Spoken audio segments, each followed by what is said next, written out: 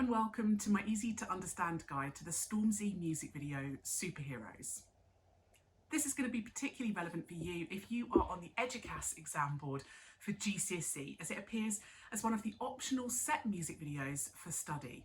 You need to understand media language, representation, audiences and industries for this music video, and this video of mine is going to cover basically a little bit of everything.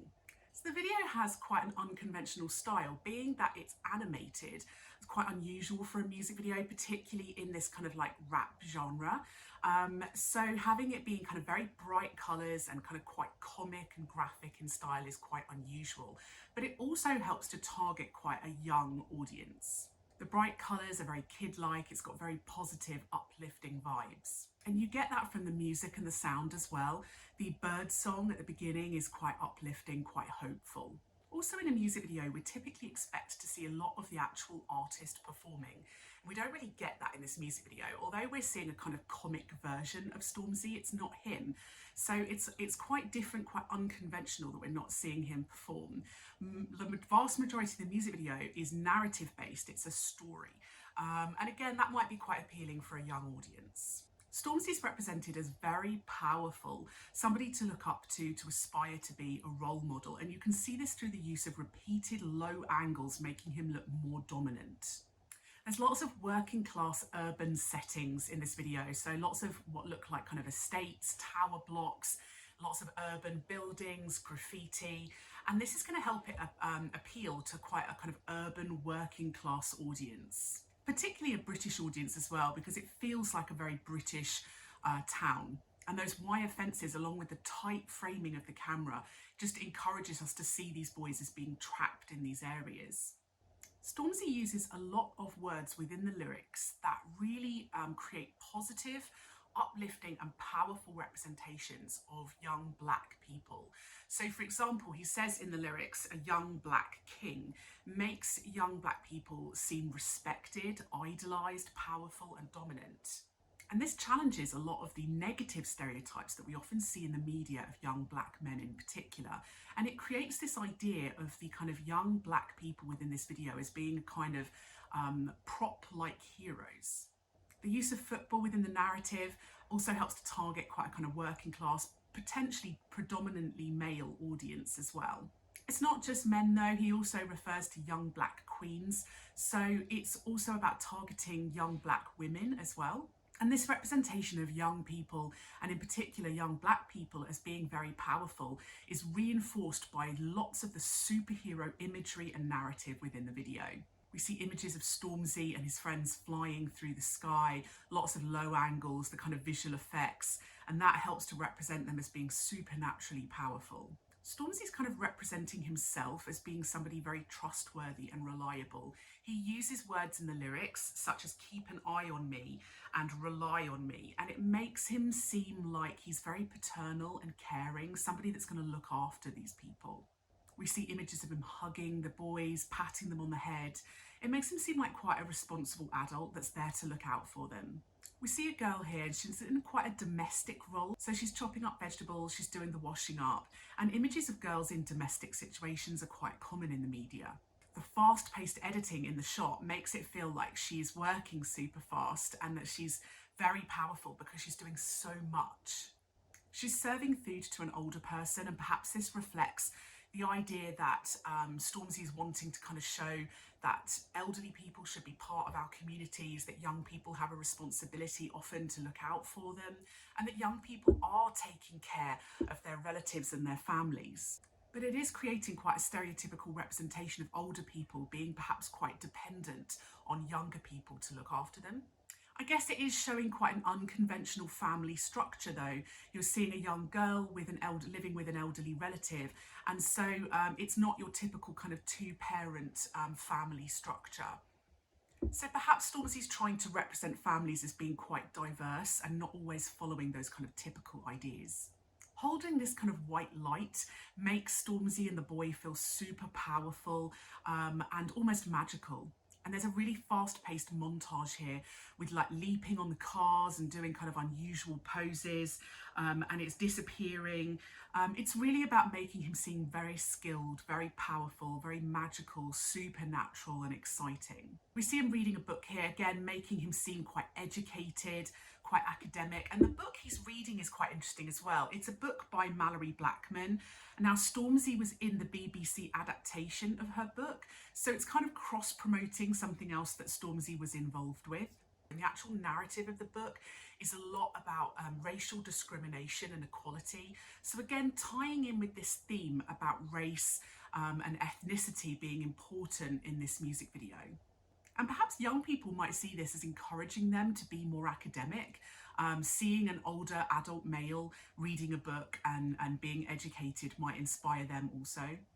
The images of police here might reflect the kind of social, cultural, political contexts of police brutality, particularly towards young black men in the community. He continues to challenge some gender conventions by talking about women can be kings too. And this again kind of makes women seem powerful and dominant. And he does also reflect a lot of issues that girls have to deal with on a day-to-day basis. So we see a girl looking in the mirror, looking quite sad and anxious, almost like she's judging her body. And again, this may reflect a lot of social, cultural issues that girls have to face about body image and feelings of inequality and self-worth. And particularly when she looks at images of her hair as well, it may reflect the idea that a lot of young black girls feel they lack confidence about their hair because they often don't see images of other women with similar hair types in the media.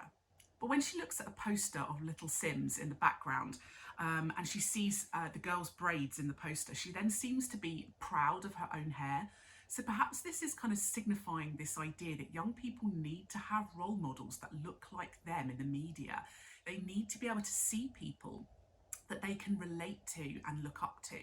And just like earlier where we saw the girl being quite domestic in the kitchen, we're now seeing quite stereotypical ideas of boys here as well. So we're getting ideas here of boys in a classroom, being quite academic, working with maths on the board. And we often see, images of people with glasses. We sort of associate it with being a kind of archetypal geek character in the media. So we immediately get the idea that this boy is very clever, very wise, and we often see that stereotype of boys being more involved in kind of STEM-based subjects. The pens flying through the air could be a kind of intertextual reference. First of all, it makes him seem powerful. And again, supernatural, but it may also remind several audiences of different media products. Some people may see this as references to films like The Matrix. Some people may see it as references to stories like Matilda, children kind of using their inner power or people using their inner power and mental abilities to kind of break through society.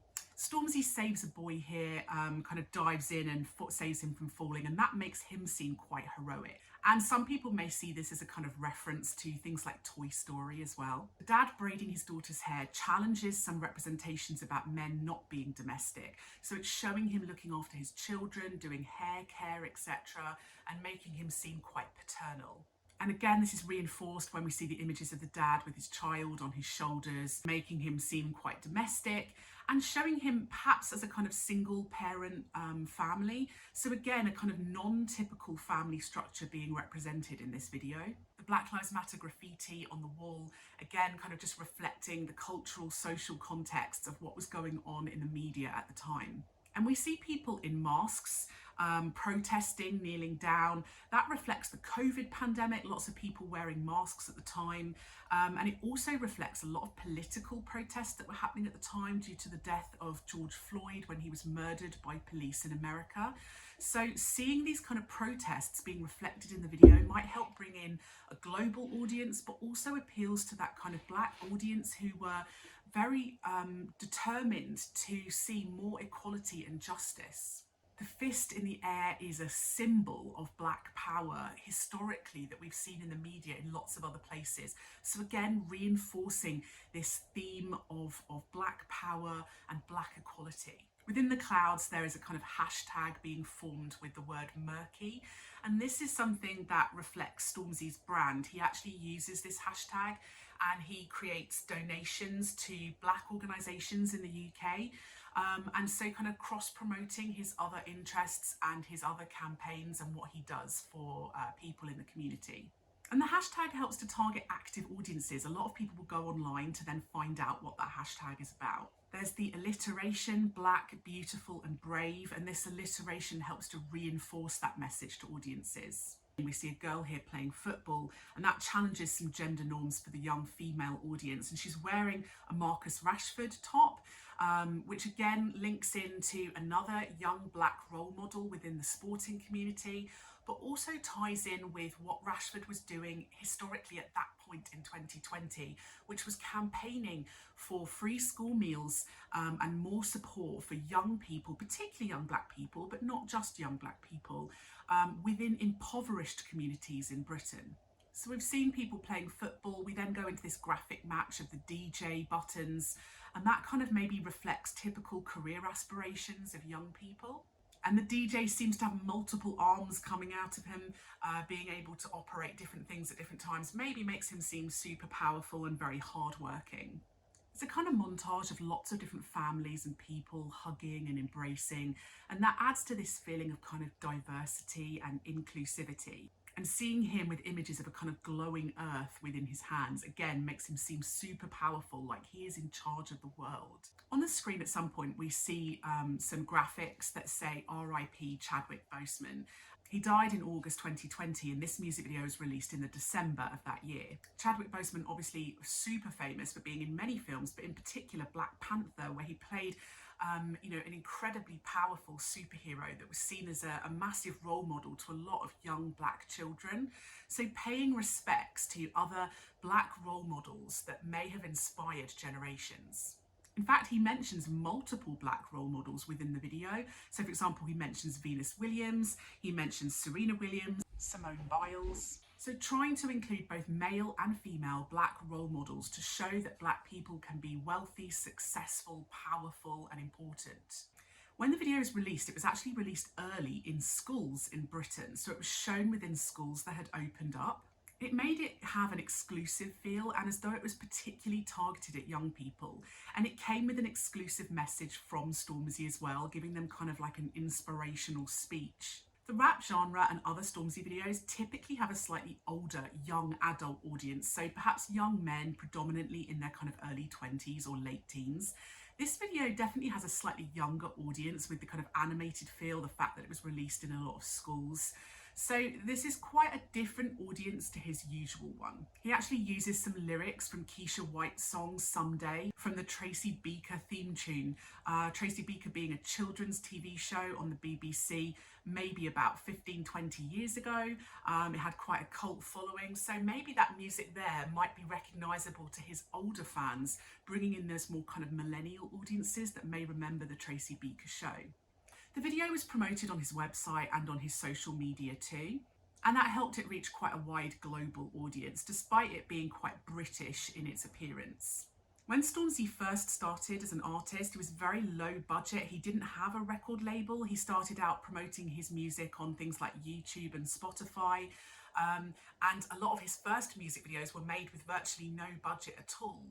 This music video, as you can see through the animations and the graphics, has a substantially higher budget than his first ones. In 2020, he was signed to Def Jam, which is part of the Universal Record Label group, and obviously that's a much bigger company, and so this video reflects the much higher budget that that would bring. The animation studio is called Tuvente.